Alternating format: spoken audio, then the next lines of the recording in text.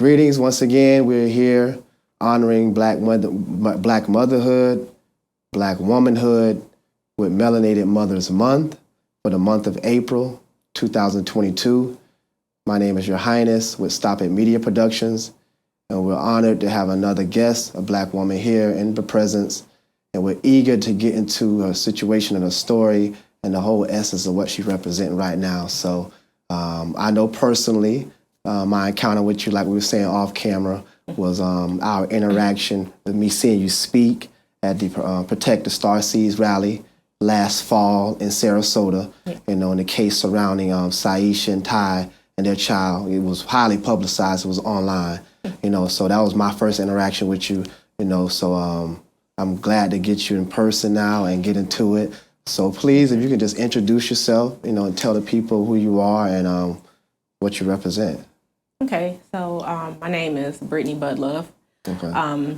My daughter, Teigan Budlove, was taken from me by CPS when she was 9 months.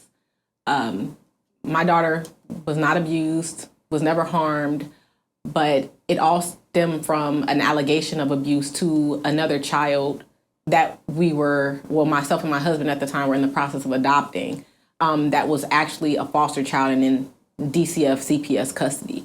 And after that, it basically just spiraled. And I just represent realistically all the women and mothers who basically believe that complying is beneficial to us.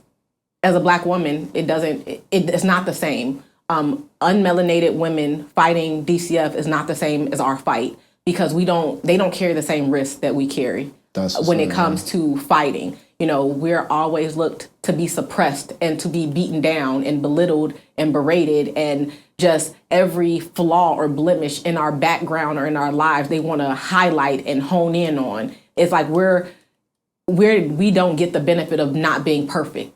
And they find every imperfection and use that as a validity to take our kids from us and justify pawning them off to strangers like they're puppies. Okay, definitely. Well, give thanks, Brittany, for coming in. And just right there alone, you know, saying your perspective, honestly, is something that I personally just can't totally, you know, through empathizing, but just can't totally relate. I try to put myself in your mind frame, in your shoes, and the emotions that you went through just watching your stories. And I was like, I can't even imagine, you know what I'm saying? So that's why I said in the intro, I'm eager to get you in because I want people to know and to see what's going on with your situation and to get into it because your experience is unique and you're able to shine a lot of light and bring a lot of insight with a perspective because of what you're going through with your daughter that other people on the outside may not think it's like even possible. Right. You know what I'm saying? So, okay, so Teigan, you know, if you can just get into a little bit about her, like, you know, her age or like, you know, just the whole, you know, vibe with your daughter. So Teigan at this point, she's 3. She turned 3 on St. Patrick's Day. Okay. I've never been able to spend a birthday with my daughter.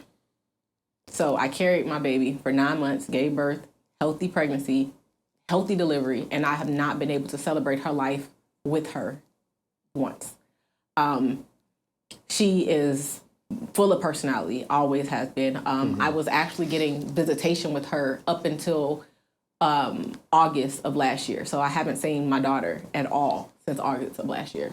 And at this point, they're trying to adopt my child out to the people she's with, though I have a lot of family fighting to get her. They keep saying that there's no family available, even though my family is currently in court. So I don't know who they think is fighting for her. Yeah. It was even so much insulting that they make it seem like that the family that's fighting for her, they say, oh, they're alleged to be biological relatives of her. Alleged? What do you mean? Like, but the same family that I boasted about in trying to get a child out of foster care, y'all knew about. So now these people are allegedly biologically related. Like I don't get that. Like, you know, people that may hear you dealing with a legal system, and you would think that people have certain protocol or certain levels and procedures, how they would do things other than just speaking terms like allegedly, because obviously if you want to verify if somebody's related, you can do that. Yes. So just going off that alone, like, What's all that? I've asked for those protocols. I literally have maybe 40 emails in which I asked different people for these protocols because I wanted to know. Yeah. What is your policy? What is your what do you follow? How do you know what you're doing is valid? How do you know it's legal? Yeah. Where is it? Yeah. I haven't gotten anything. Not a single piece of paper. And you've been doing this for over 2.5 years now. She was taken December of 2019, and now we're in April of 2022. So when you, just homing in on that. So when you're asking for protocols, you're asking for policy to get this information. They're just not giving you nothing. Like, where does that leave you? Because I know, like, do you have to seek at that point legal representation? Like, if they're just not giving you nothing at all, like, what can you do? Because some people will hear that and be like, they can't get away with, you know what I'm saying? They can't get away with that. The problem is that you can do nothing. And that's where it starts. Okay. They first off do things that they know that attorneys aren't going to challenge them about. I had a very, very expensive paid attorney. And anytime I would ask for something and they would say no or I wouldn't get it, he wouldn't push the issue. It's almost like he was working for them. And unfortunately, that is the case. Attorneys get kickbacks for through this whole process. Because think about it. If there's not children in the system who parents need attorneys, then they don't have jobs. Yeah. So they drag it out. But at the same time, I was researching the policy for attorneys in Florida specifically, and it states that they have an obligation to the court and then their client. So basically, they do whatever the court instructs before they ever represent their client properly. And it says that on paper. It says that on paper. And had I known this, I would have represented myself. Yeah, I mean, it tell you right there, the court first, then their client. Wow. That made me sick to my stomach to know that basically I just paid a man to give my child away. And I sat quiet. I said, like so many other mothers, when you don't know how the system functions, because again, I was ignorant on the side. Like I never spent my life in court. I never had any issues with the legal system ever. So when I started this process, I thought that I was doing the right thing. I thought I was helping somebody. Again, I married this man. I'm helping his family. I'm keeping this baby in the family. Mm-hmm. And for everything to just get turned on me, and then I'm sitting in court like, okay, well, my attorney's going to do the right thing. My attorney's going to represent me. My attorney's going to do this. Every time they sat and spewed out another lie, he just sat there, like almost to the point that I just felt like, is he a mute? Like, did he have a stroke? Obviously, something is. He wouldn't say a word. He would sit there. Again, the crazy thing is, in his office, on the phone, he's talking good. He said, we're going to do this. We're going to file this. We're going to do that. We get in court. I've never heard a grown man that quiet. And I'm looking at him like, and it's been times where I've tried to speak up in court and was basically told to shut up. Because my attorney was there to speak for me.